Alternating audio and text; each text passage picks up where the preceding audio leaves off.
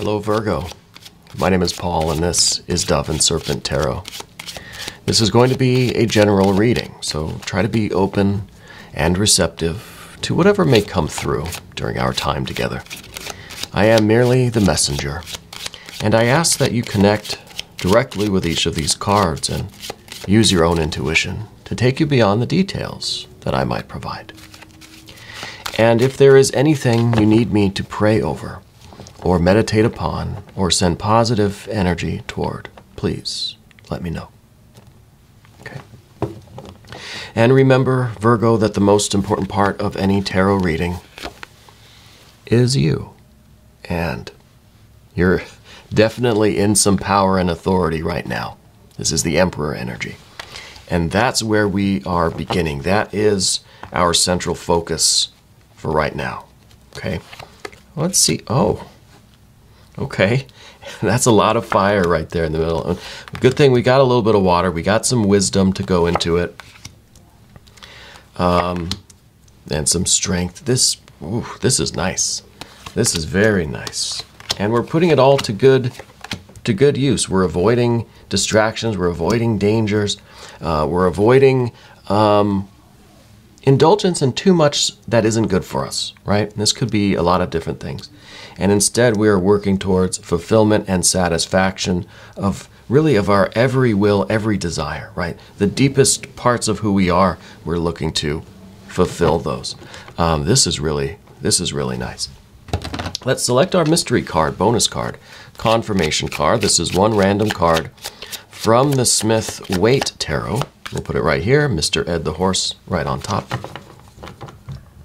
And we're not going to look at that card until the very end, okay? But we're doing something a little different.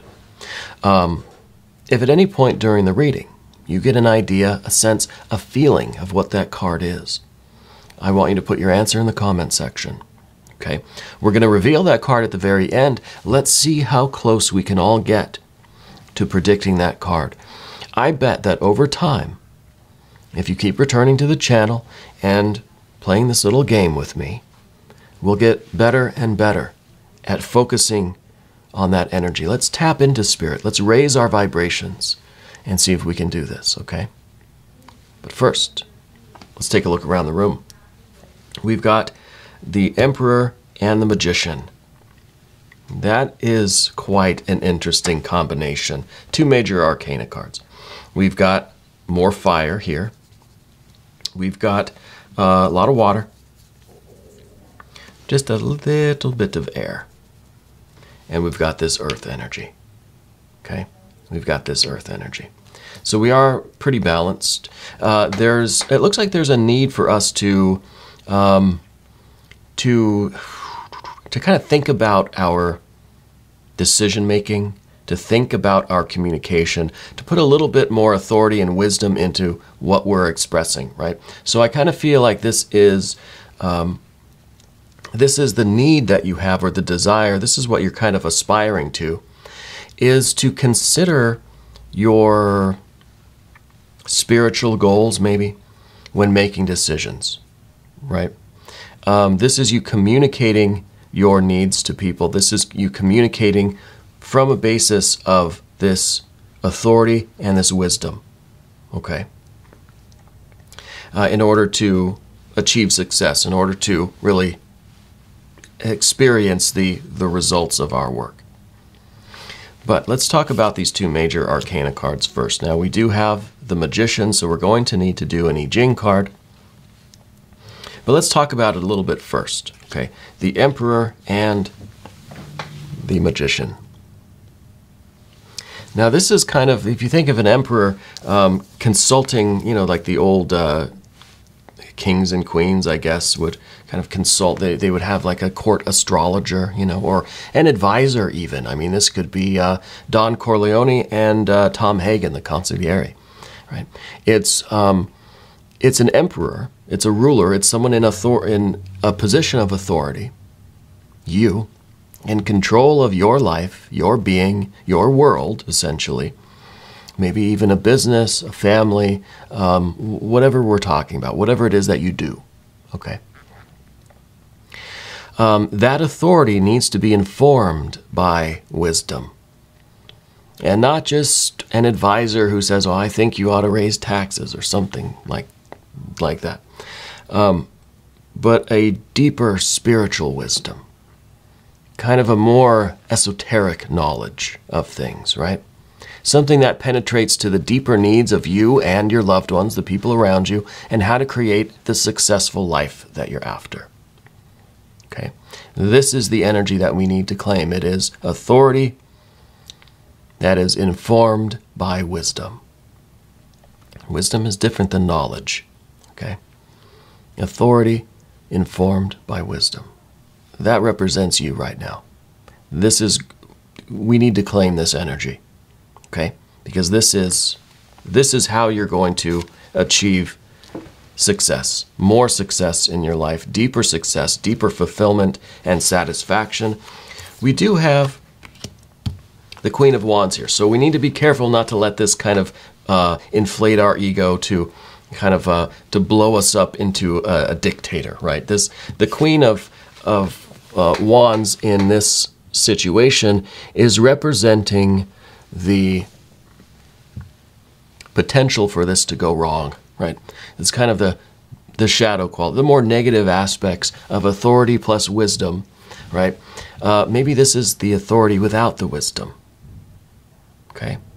Maybe this is the kind of short-temperedness, the kind of authoritarian energy that would be there if we didn't have this Mercury energy, this wisdom informing us, or this deep spiritual connection, this Queen of Cups tempering some of this fire energy. Right? This is really, really beautiful. We have the Emperor informed by wisdom. We have the Queen of Wands informed by the Queen of Cups. So these really should be, these are two pairs together, right? And this is interesting too, because I always talk about the major arcana being the spiritual archetypes, right? The abstract energies or the spiritual influences. And then these are the same, but in practice, right? So we have above, right, red and blue. We have below red and blue, right? Fire, water kind of thing. Mercury taking the place of that fluidity, that wisdom, the understanding, the kind of the deeper gnosis, right? That we also see with the Queen of Cups. So this is kind of the archetype, and this is the, in practice, the practical workings, the activation of these archetypes. These are two really wonderful pairs of cards to have. And I think they perfectly complement each other, right? Maybe we'll just leave them over here like this. That might kind of demonstrate it a little bit better. I'm rearranging things today, and that's okay. You know? That's okay to put things where they need to be. Doesn't change the energy, right? The Emperor is still being informed by wisdom, and that authority in practice needs to be tempered by compassion, by love, by a deeper wisdom and understanding, a deeper knowledge of ourselves and the needs and desires of everybody involved, right? This is kind of, again, reiterating the idea that we need to consider the spiritual goals when making our decisions. We need to consider the needs of everybody involved, right? The deeper needs, right? And I think this is how we really are going to create success. We've got a lot of success over here with Three of Pentacles, Ace of Pentacles. We've got to get through this water. There are tangible results that come from this kind of a combination. This is magic here. This is really beautiful. And it creates strength, right? The fire and the water, the sun and the moon, yin and yang, left and right, up and down, heaven and earth, red and blue together create strength. An unstoppable force. Because you know yourself, because you are informed by wisdom. You're informed and tempered by your love and your compassion and your deepest, truest desires. Now, the Queen of Cups is slowly becoming one of my favorite cards. They kind of all are, to be honest with you. The more I do these readings, the more I understand each card a little bit better. And each card is its own entity. You know, they all have their own personalities. I really love the Queen of Cups. This is a striving for emotional transparency, emotional understanding, emotional wisdom, that kind of, what do they say, like the emotional IQ or something. We're really striving for this. You know, we're striving to lift the veil between our conscious desires, right? The surface level, the reflection, how we're a lot of ways we, as human beings generally, we have the surface level of the water, which is rather reflective. It kind of just shows back to the world the kinds of energies that we're receiving, right? Whatever light we get, we kind of reflect. We either reflect all of it, some of it, or none of it, right? We absorb everything, and then it's just kind of dark water, right? Black water. We reflect maybe a certain color, right? So what we don't just absorb, we're going to reflect back. I don't know how light or optics really work, but I think that kind of sort of accurate. There's the shallow end of the pool here too, just beneath the surface, which outside of our kind of daily, I think it's like a defense mechanism, right? Where we just kind of reflect certain energies, we absorb others, and others we just give right back, right? There is a shallower end of the pool, which is where our kind of daily and more immediate desires live. But then there's the veil. And beneath that veil is the infinite, bottomless, rather frightening depths of the ocean. We don't know what's living down there, right? It's only the bravest of souls that dive way, way, way down to explore the depths. I don't think human beings really know what's in the ocean. And that's kind of it's a great mystery. I love the ocean. I love water. I love that whole vibe, right? But I think that you're someone who is kind of striving to lift that veil, at least peek behind the curtain to see what's really going on with you in the depths of you. Not just surface level, not just shallow level. You're diving down the deep end of the pool to see what's down there, right? And I think that really is creating, it's creating a compassion in you, right? Because the further down we get, we start to realize that these are the same living creatures that everybody has in their pool, right? It's kind of a scary thought, but you know, at the very bottom, we're all kind of the same down there. Or there's at least a common level. So it represents the unconscious as well, collective, but also the personal unconscious, and then the more kind of subconscious, kind of the borderlands, kind of the you know, right on the cusp of consciousness. And I think that's part of what is really tempering you as a leader, as an authority, as a confident, ambitious person. It's a perfect combination, right? Perfect combination. And again, that's what kind of gives us the strength here. Now, we have to communicate that strength. And that's where we run into just a little bit of a problem. Before we get here, I want to do quickly our Jing card to go with that Magician Mercury energy. That wisdom that we're talking about, right? The wisdom that is informing the Emperor. What is it that we need to know about that magician, that magus, the trickster, Mercury, Hermes, the juggler, the illusionist? 52, stilling. Stilling your back, not grasping yourself, moving in your rooms, not seeing your people, not a mistake. So this is maybe the wisdom that comes from not, here's the hexagram, 52. The real wisdom comes from us not being influenced by others, right? By finding the wisdom in ourselves, right? See, moving in your rooms, not seeing your people, that's the way to go. So this is finding your wisdom outside of the influence of other opinions, right? The Emperor is a good emperor that listens to wisdom, listens to this intuition, this compassion, is fully functional within these 4 cards. Doesn't need outside opinions, does not allow themselves to be swayed by, by the opinions or the more shallow or reflective immediate desires of others. Let's see what's on the back of the card. Hold yourself still as in meditation. Don't seek to grasp yourself by hunting down your every thought. You do not need to resonate with anyone. Even if you feel as though you ought to be sensitive to their presence and needs, it is no mistake to exclude all these things and be quiet within yourself. What if there were nothing you had to do now? What if there was nowhere else that you had to be? Very, very cool. Very interesting. So this, I think, is, this kind of talks to me about like having too much on your plate, having too many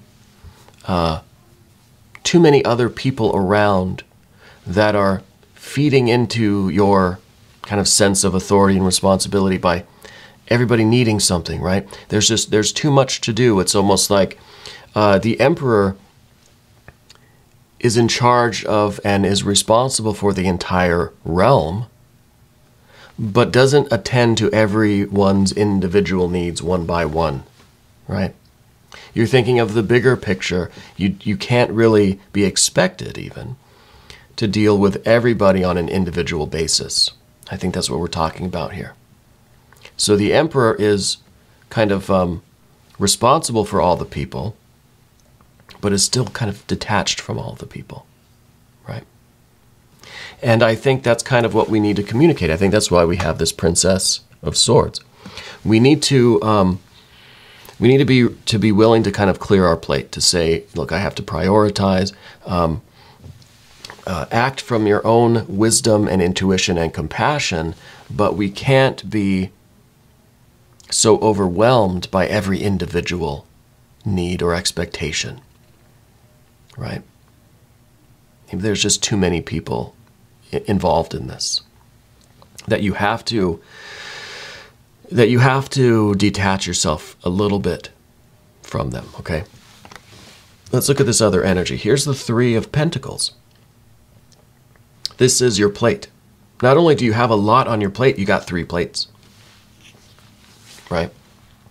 So I think that this is showing the importance, how you create success. You understand what it takes to create the success in this situation, whether this is work or school or family or friends or love, whatever situation this is, okay?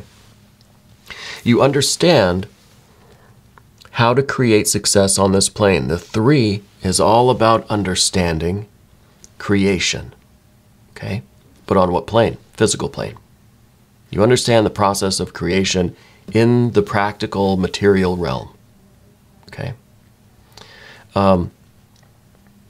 And you know that you have to be all in. You have to be focused. You have to be efficient. You have to maximize your time and your energy. You can't be distracted by every single desire that's out there, whether from in you or from other people, right? You don't have the opportunity to fulfill all of the individual needs because you have to think of all of the other things that have to be taken care of, right? The bigger kind of picture here. And I think it's very important for you to understand the process of creation, and that's where the wisdom and the Emperor, right, with the Magician and the Queen of Cups and Wands really are essential here. And this is, that is beautiful energy. We need to claim this.